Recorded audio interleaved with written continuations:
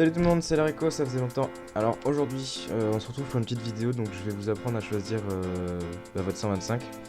Parce qu'une vidéo comme ça, quand j'ai choisi la mienne, m'aurait vachement aidé. Bon alors c'est parti. Donc il existe différents types de motos, les sportives, les supermotards, les trails, les roadsters.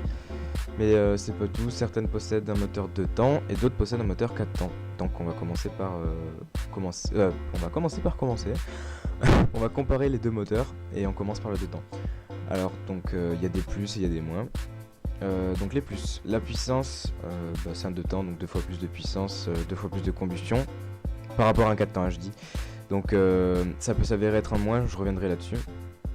La vitesse due à la puissance, la légèreté due à un moteur moins gros, les sensations, donc grâce aux 3 combinés, le combo ultime, hein, vitesse, puissance et légèreté.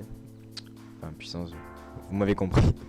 Les moins, l'entretien, car un moteur plus petit, plus léger, plus puissant, donc aussi plus fragile, qui nous amène sur la fragilité sur le coût, parce que les pièces ça coûte cher et qu'un 2 temps c'est pas un truc sur lequel vous allez pouvoir compter.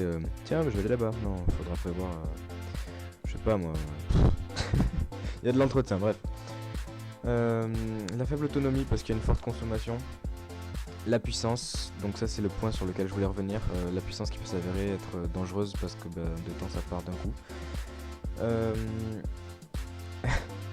Le bruit, ça c'est un point sur lequel je sais pas, je sais pas ce qu'ils ont foutu, mais les mecs qui se sont dit tiens on va mettre des trucs pour étouffer le bruit des moteurs, comme ça, à peine, enfin les voitures déjà qu'elles nous voient pas, les motos, en plus elles les entendront pas, et je crois que ça va être génial.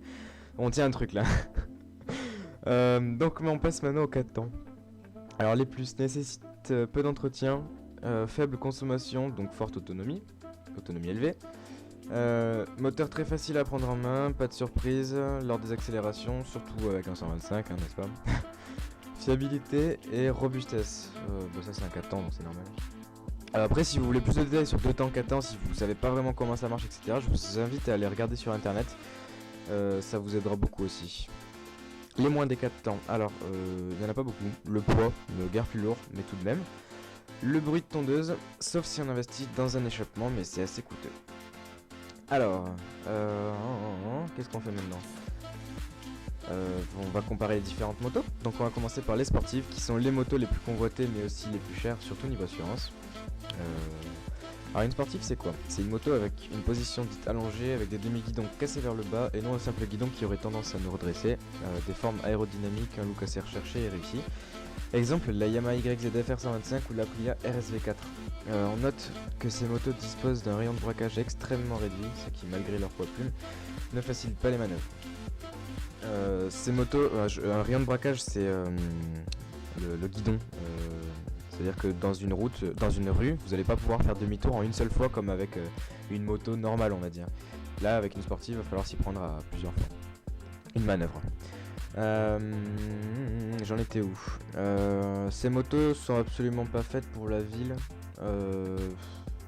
Ni les trajets quotidiens parce que bon de par leur position éprouvante et surtout leur maniabilité, en bref une sportive c'est une moto qui sert à aller vite avec une trajectoire très linéaire, donc pas appropriée du tout pour l'agglomération.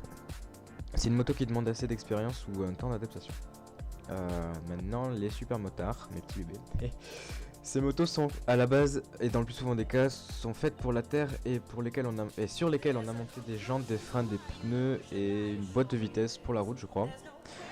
Donc position de conduite très confortable, pour ainsi dire la verticale, hein. Moto très maniable, important rayon de braquage avec un poids plume, même en augmentant un cylindré, ça c'est assez bien, bon c'est l'évolution, la technologie, n'est-ce pas? Un look assez épuré, donc on oublie tout ce qui est aérodynamisme et tout le bordel, exemple sur la Yamaha CRM 125. La partie cycle quant à elle est assez haut de gamme, car à la base faite pour le cross, donc idéal pour un usage polyvalent et quotidien. Si vous êtes tenté par un petit chemin de terre, c'est pas avec une sportive que vous pourrez le faire. Très facile à prendre en main. Bon choix pour un débutant, mais c'est une moto qui a de très grosses capacités, donc qui plaira également aux pilotes dans l'âme, n'est-ce pas?